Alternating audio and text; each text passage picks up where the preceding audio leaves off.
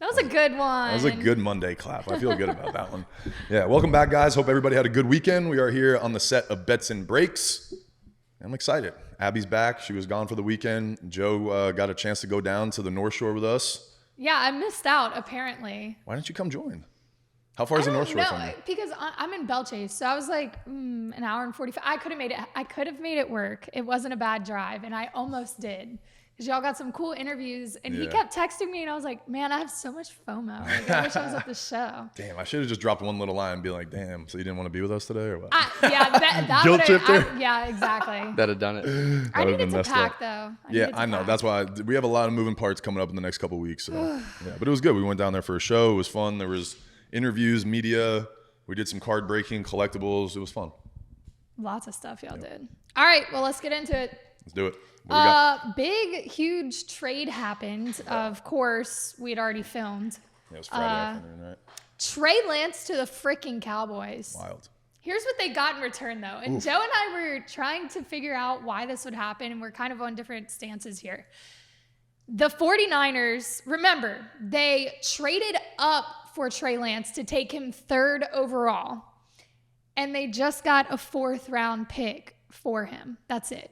From the Cowboys. Is he stinky now? Like what happened? He never got a chance, truly. Like he was injured. You brought him. Go ahead. You know what? He's like, he's looking at me. Go ahead. He never earned a chance, to be fair. Like he's never. The point is well taken that he hadn't really seen the field. He hadn't had meaningful play time.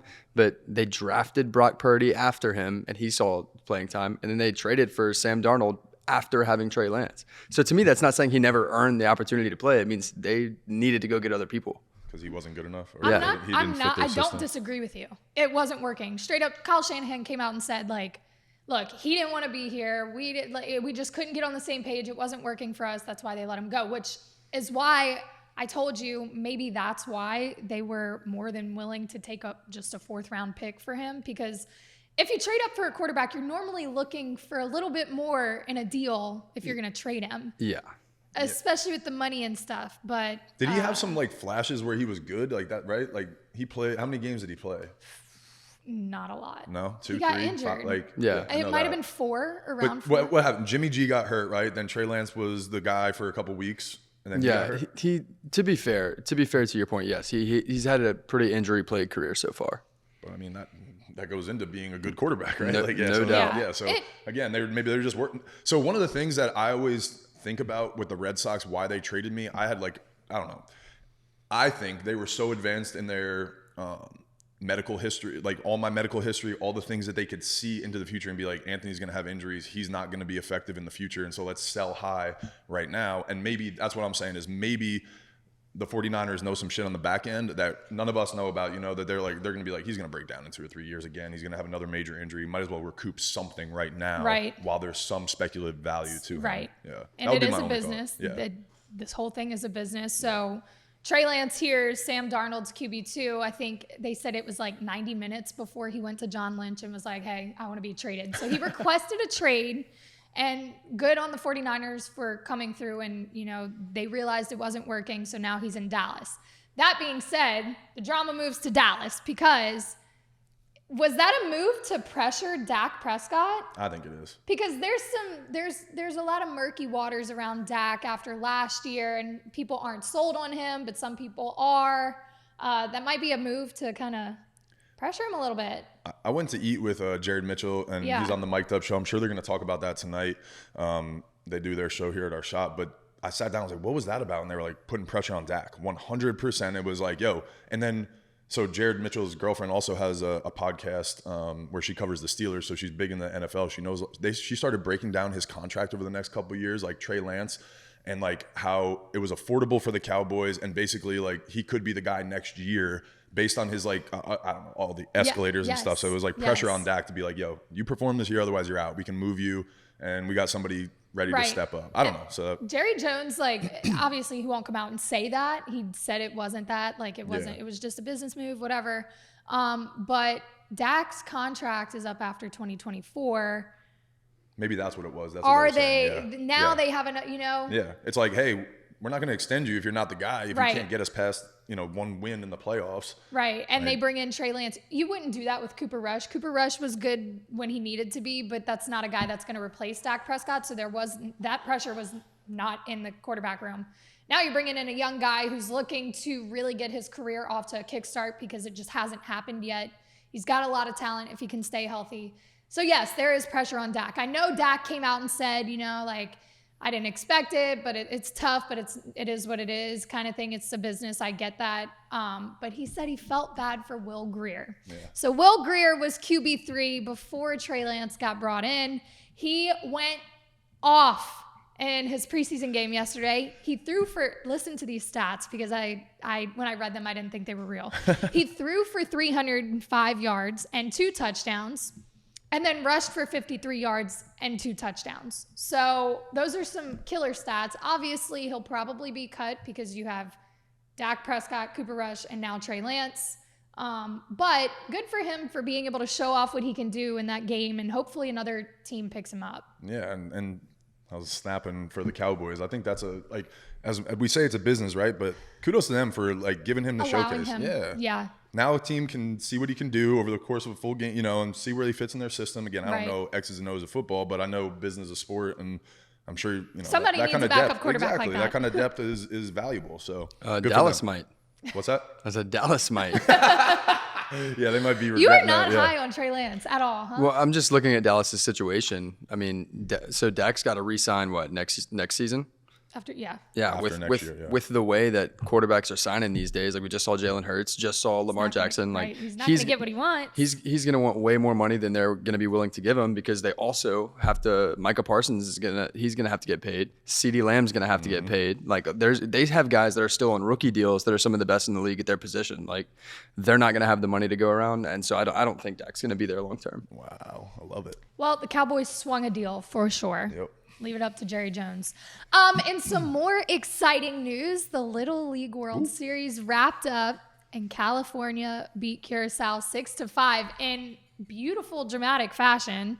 Louis Lappe had a walk-off homer. This kid is 6'1". He had 5 home runs in the tournament. They were talking about him all tournament. And of course, storybook ending, he hits a walk-off homer. California takes home the dub. The U.S. has actually won the past 5 tournaments. I think the U.S. leads all time with 39 World Series titles. Yeah. But how cool for him to have that moment on TV. I know you caught the end of it. Yeah. I missed it. I saw the replay. But I saw literally he was walking up to the plate as I turned the TV on when I got back to the house. So it was perfect timing. Hits the home run. I was just thinking, I'm like, dude, that's got to be so crazy. We're hitting a walk-off home run to win the Little League World Series over the a team from Curaçao, and just the tradition. Little League World Series. Now, I was a Little League kid growing up. I was fortunate enough, obviously, if you guys watch the Little League World Series, you guys know baseball. Todd Frazier was a big name in baseball for a long time, but I grew up 15 minutes away from Todd. He was 4 years older than me, so when I was a freshman, he was a senior. You got to imagine when he was 12, I was 9 or 10. And they won the Little League World Series at 12. So a team from Toms River, New Jersey, won the Little League World Series over Japan. Japan was supposed to be the best team, all that stuff. So as a kid in New Jersey, Todd was this huge name. Toms River East was this great program. And so Little League was like a big thing for us growing up. We all wanted to do that. We all wanted to go. So my whole life, Little League World Series has always been a meaningful thing for me. It's pretty cool to see full circle Todd now broadcast the Little League World Series and everything. It's really cool. So, and it's one of those things I was telling you guys when I was playing ball during the year. They start 9:00 games. So you get to the field on a Sunday. It's like Little League World Series on. There's pride because people are from different states and things like that, and the different countries, right? So the Spanish guys are cheering for Venezuela and things like that. It's a very cool thing, and I think Little League World Series did a great job too, and MLB partnering together and doing that stuff. So. I have a warm spot for Little League World Series, and to watch that kid hit that walk-off homer was freaking awesome. Yeah, can't imagine. He was crying. He went to the center field. He hit the little ceremony and had little tears and stuff like that. I was like, good for you, kid. Soaking in this moment forever. He's just gonna remember legend. that forever. Yeah. And if he turns out to be a good baseman, 6'1", obviously there's potential there. That would be cool to look back, 6, 8, 10 years, and if he's playing professional baseball, it would be cool. Hopefully we see that happen. Yeah. Good job, Louis Lappe. We'll stay with baseball because that's really where we've been betting recently. Haven't had much luck, but if the bets weren't void, I'm sure you would have been hitting them. Yes, yeah, because the Mariners have passed the Rangers for first in the AL West, which I actually think the Astros are the favorite. I think they're the best team in the West, and it's crazy. I think the Rangers have a great offense. They made some good trades. Mariners are crazy hot, so it's the Astros are not even in the mix right now. Well, they are, but they're not even talked about right now. Yeah, but I opened up Google this morning. I was like, wait, is this right? I did a double take last night. Yeah, I did a double take yesterday. I was working out and I was watching ESPN, and it was like they had the West standings, and it was like Texas, Seattle, and I was like, wait, what? No. And now Texas did lose 8 or 9 in a row or something like that, and Seattle won 8 or 9 in a row. So that right there, I mean, you just made up 8 games like that. And the Astros had a tough losing streak during that mix too. So the Seattle's hot. The other teams are losing. Yes. So that being said, I'm going to test my luck. All right, let's do it. You're going to bounce back and take Julio again? Bounce back is the key word because I didn't have a great Friday. I went 2-2. I didn't do great either. But the thing that I like though is we're taking different parlays that have positive odds, so we are still up 2.5 units. Yeah. Like even though you lost your parlay this weekend, I went even, and I'm overall even. You're still plus 2.5, so I still feel good about our bets. Yeah, I've got some words for the White Sox. Don't get me started about them. They lost 12-1. I was just bragging about Dylan Cease, and we're not gonna go there. But didn't turn out well for us. Yeah, I'm not happy. But we're starting over. We're starting over. New week. It's a Monday. Fresh starts. All right. So I haven't locked these in yet. So I kind of want to talk them through. Okay. Figure out what's smart, what's not smart. I like it. Kevin Gausman his strikeout line set at 6.5. Yep. You came in and you were like, I'm taking the over. I read something wrong. Hold on. They're playing the Nationals. So the Nationals had 9 strikeouts last game, but they are the second hardest team to strike out, which they pretty much led the league the whole year. The trend is like strikeouts, but also and Gausman had 8 strikeouts last game. So do I take the over or the under on 6.5 strikeouts? I was really surprised. The book has the over at -125. So they're saying that he's going to get 7 strikeouts, but I don't know. So I don't know. I don't like taking an over against a team that doesn't strike out a lot, but didn't you pull up their last 3? So obviously they struck out 9 last night, but what was their last 3? Like, I'd be anxious to see their trend, because that's something for me is, if teams have been striking out a lot, if they struck out 9, 12, 11 in the last 3, it's like, ooh, okay, maybe we'll look into this a little bit more. But if the 9 was the high one and then there was like a 3 and a 6, you're like, right. No, they're probably going to go back to their 5 or 6. See, okay, so the last 4 games, 9, 11, 5, 10, 8. Yeah, so should I hit the over? I know I came in saying over and then I switched to under. I like the over, and here's why. Because Kevin gets no run support from the Jays, which means that I think it's going to be a tight game, which means that Kevin's probably going to be locked in. Or you lean towards that, right? And the over-under for the game is 8, which is low. So the book is saying that there's not going to be a lot of runs scored. Now you could look at that one of 2 ways. The Blue Jays aren't going to score for Kevin, which means that the other team is going to score, a lot. Right. And that means that he probably wouldn't have his strikeouts. Or it's going to be a very low-scoring game, and both teams are not going to score, and Kevin's going to pitch 7 innings. And if he pitches 7 innings, he's probably going to have 7 strikeouts. Looking at the trends, I think I'm going to go with the over. I like it. He's an LSU guy. Let's ride it. I know. I felt whenever I switched to under, I felt bad. I was like, I like it. I like it. Against him. But yeah, okay, we'll go over 6.5 strikeouts for Kevin Gausman. Yep. And then I've tried to make this bet 3 times. Well, this will be the 3rd time. Yeah. I need to stop hitting the desk. I know. Julio Rodriguez. He's doing it. To have more than 1.5 hits. Versus the A's. Yep. Now the A's make me nervous because, like I said, I'm not too keen on the White Sox right now. How do you feel about this? So something that scares me a little, I don't know, we have to check the odds, but total bases, right? So total bases are similar to, do you know what total bases are? Yes. So if you get a hit, right? That's 1 total base. If you get 2 hits, that's 2 total bases. So it'd still go over the 1.5, but if you take 2 total bases, he might just get a double, and then he doesn't have to get 2 hits. 2 hits are harder, I think, than 1 double or a home run, especially if he goes 1 for 5 with a homer, right? So I don't know. Maybe you look into that. I don't know what the odds are, but he had 2 hits last game. One was a home run. One, the game before that, he had a home run too. See, I don't know. I get nervous with 2 hits. That's a lot. I feel like just to bet on, but that's why the odds are plus money. So, and he's facing Kyle Muller, who had 1 hit last game. He only gave up 1 hit last game. Mm-hmm. Oof. So, what are the numbers for Julio against Muller? Have you looked that up? I wonder if they have the. Sometimes ESPN will have the lineups. Let's see. I'm still trying to figure out how to work this app. I get lost on it. There's so many options.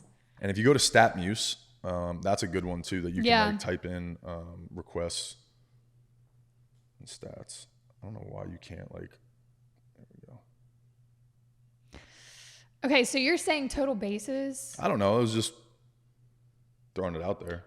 I mean, that's not. I like the reasoning behind it. You probably won't get as favorable of odds, though. Yes.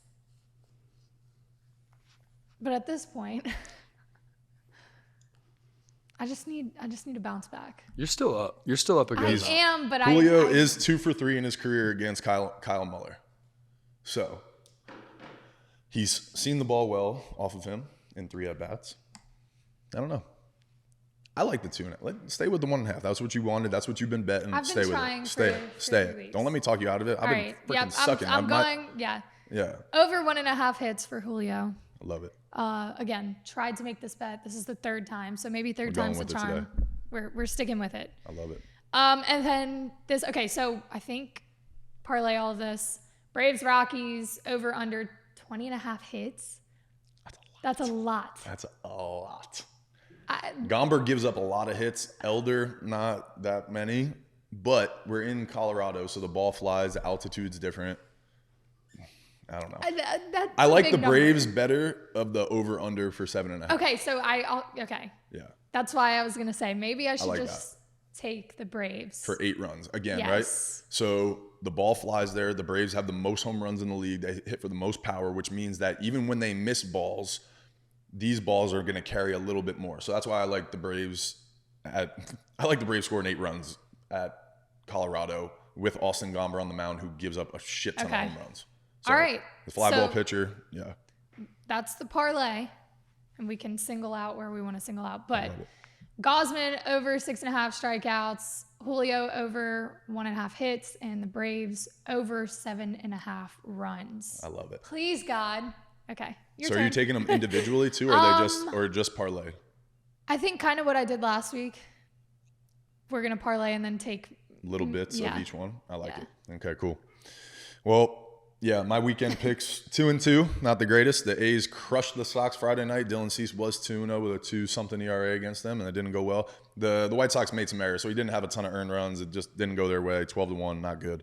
So lost that one. I got my parlay right about the series wins of the Rays beating the Yankees and what was the other one? Astros over the Tigers, I believe. Yep. Yeah, so they both took 2 out of 3, so hit that one.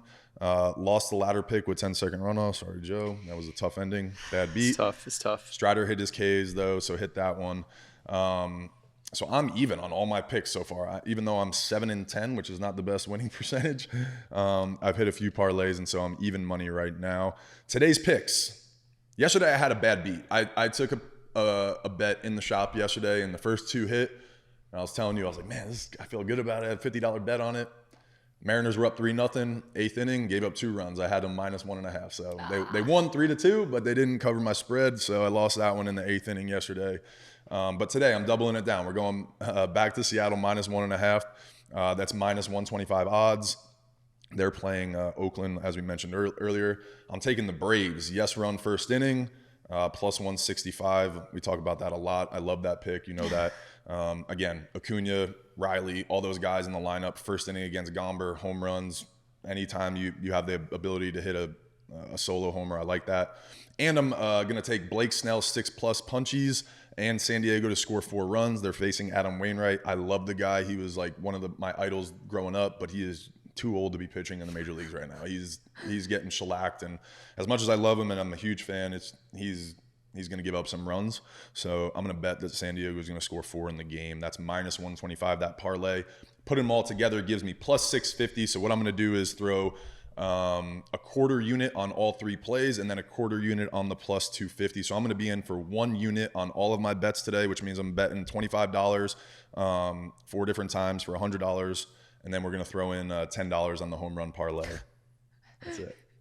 And the home run parlay. Yeah, I was going to say, who's Schwarber today? Schwarber, Olsen, Acuna, Judge, Freeman. I like the Freeman move. All right. I on my drive here, I don't know what was telling me to look at him today, but I do like the Freeman move. He hasn't hit a home run. I don't think he hit a home run in Boston the last 3 games, but he squaring the ball up well, still doing well. Mookie's the hottest hitter on the planet right now, so they might pitch around him a little bit, and Freddie might get some better pitches to hit. So I like it. We'll see how it goes. $10 wins you over $6,000, so that'll be fun. I'll probably round robin it a little bit too, throw $1 or $2, like a couple different ways. I'll probably be in for $15 total.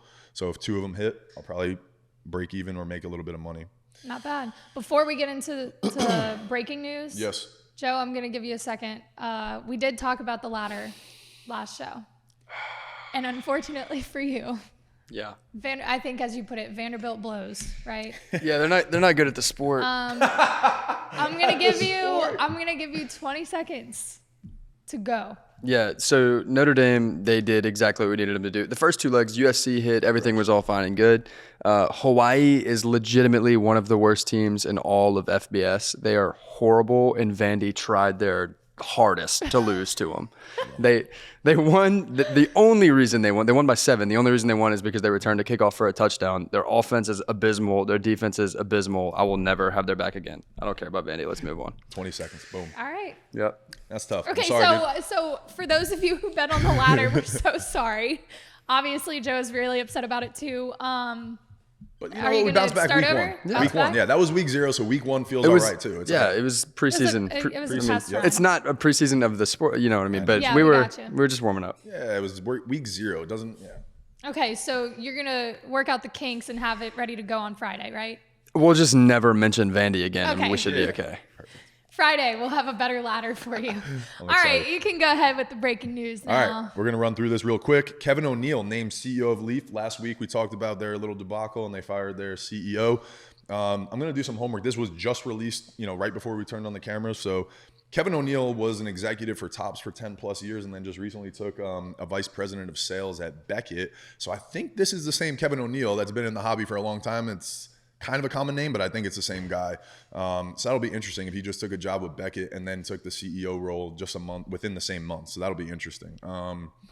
We got new releases this week, which is exciting. Encased football on Wednesday, which means that you're getting an encased card in the product, which is really, really cool. I'm actually got the product. Encased means like in a case, right? Okay. Wow. I know stop. I know that's super obvious, but I have to make sure. Yes. It's in a case in the. Yes. Okay. Let's see.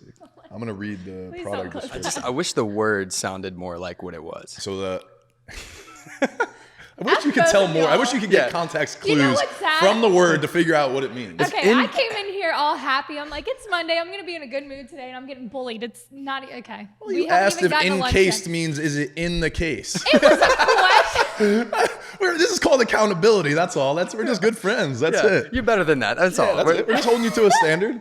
But I appreciate it because Clarifying. What if somebody else didn't know? I asked a dumb question. No, It's that's fine. it. We're just Now educating the everyone people. knows. But yes, there are there's 5 cards per box, 1 pack per box in the case, and then 8 boxes per case. And in each box, you get 1 encased autograph, 1 additional autograph, 2 memorabilia cards, and 1 base or parallel. So it's a good, really good product. Football's coming around. And then on Friday, we have Donruss Elite Football and Mosaic Basketball. Basketball is actually right around the corner, too, in October. Mosaic is a really popular, it's probably number 3 product in the hobby, if I had to guess. I would say Prism, Select, and then Mosaic of the ones that are kind of the chrome cards, not the high-end, immaculate. Optics impeccable. Optic, too. You're right. Donruss Optic, yeah. Yeah, so that was cool. And then I just kind of want to go over some news. Like we talk about breaking a lot. We talked about some cards here and there and things holding their value. But something that I like to talk about, gambling is ups and downs, wins and losses, and so is selling cards. So just like the stock market, right? You have wins and losses, things like that. So I'm going to talk about 3 or 4 cards that are in the news in August that are kind of some big name ones. LeBron James Topps Chrome rookie. It was one of his iconic rookie cards. At one point, it sold for $40,000 at the high of all the whatever stuff going on with COVID, the height of the market, all that kind of stuff. And just last night, one sold for $5,000. So the market for LeBron is a little interesting right now because I was looking at some of the numbers. And so for this card, over the last 3 months, this card is down 14%. Over the last 6 months, it's down 28%.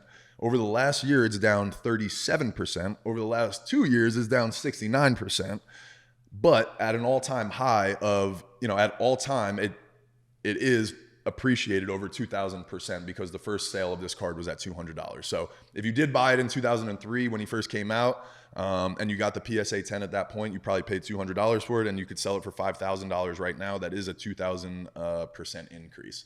But in the last few years, it's been pretty volatile. It still hurts. No, that card is more than $5,000, honestly. And it's just, I think it shows the market for modern cards and supply and demand, right? That card has a lot of PSA 10s. We're going to get into what that means, the population report. It's basically supply and demand laws. So like we'll get into this next one, right? I would look up the pop report of that one, but I guarantee you it's in the hundreds. And so for comparison, a 1996 Flair Showcase PSA 10, that's a pop one, which means that there is only one PSA 10 card of that card. That means that people have submitted them and, there's been other grades, but only one person has got a 10. So that 10 is the highest graded card. And it just sold for $27,900. The previous high was $26,400. And that was just a month ago. So if you bought that card just a month ago and then resold it, which this person did, they made $1,500 in 1 month off that card. So that's pretty cool. That's a 5% return in 1 month. Rolling over to more vintage news, Jackie Robinson, his cards in the hobby are some of the staples that really don't depreciate at all. Obviously, there's no more Jackie Robinson cards being made, right. None of that stuff. These are all his older cards. So a 1949 Bowman Jackie Robinson SGC 5.5 hit a record high at 7,200. The last sale was 2,600 in 2020, which was the peak of the market. Like we talked about when the LeBron card was selling for 41,000, this card sold for 2,600. And then yesterday or earlier this month, it sold for 7,200, which is a 169% appreciation in 3 years. I don't know. I thought that was pretty wild. And it just shows you vintage cards. Vintage cards have crazy, crazy value in the hobby. So they're not making any more of them, right? It's hard to grade them. It's hard to keep them in good condition, that kind of stuff. So things with higher grades like that, a 5.5 for a 49 card is actually pretty high. And so, yeah, that's a pretty good appreciation on that card. And we're going to go into some modern stuff. And I thought this was interesting too. Ronald Acuna is having the best year of his career. He's going to be the MVP in the National League this year probably.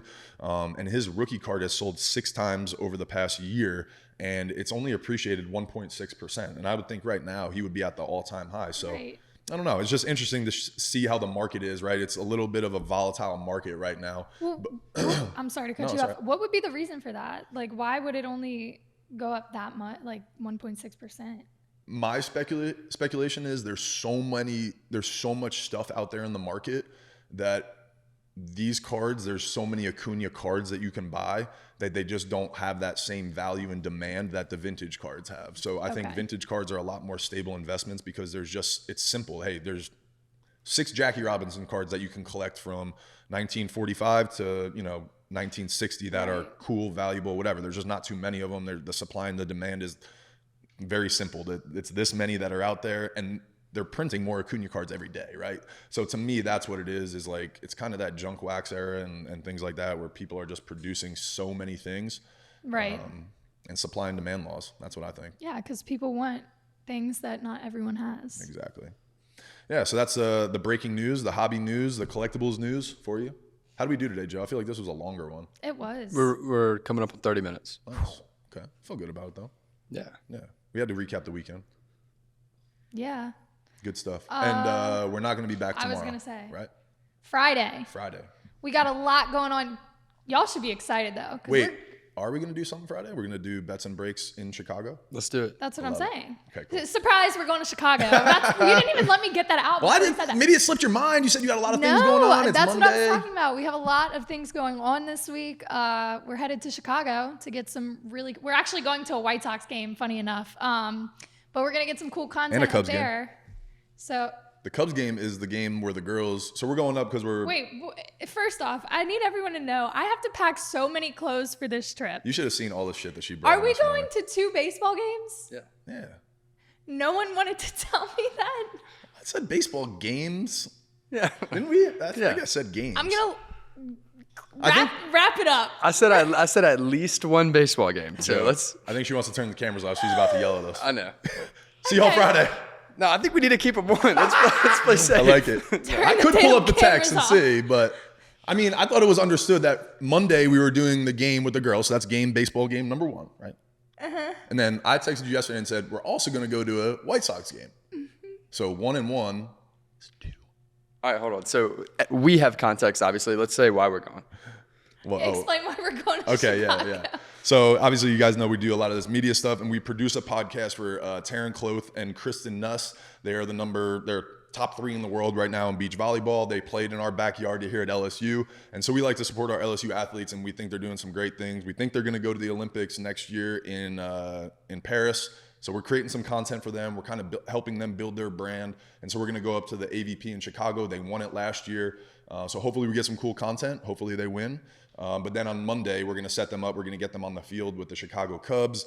And fingers crossed, we're going to try to get them to throw out the first pitch out there to try to just get them some recognition, that kind of stuff, and help build their brand. It's going to be fun. Abby's going to be doing some sideline reporting. Joe's going to mess around with some video stuff. Yo, it's going to be fun. We'll get some sort of bets and breaks content at some point. I say we do something from DraftKings Lounge. That's what I'm thinking. Maybe some live betting, some baseball live betting. I like that. I like a Friday. What if we did like a Friday, like 4:00 at DraftKings or something? Straight from the airport? I don't know. We get in early on Friday. We land at like 10 a.m. Friday.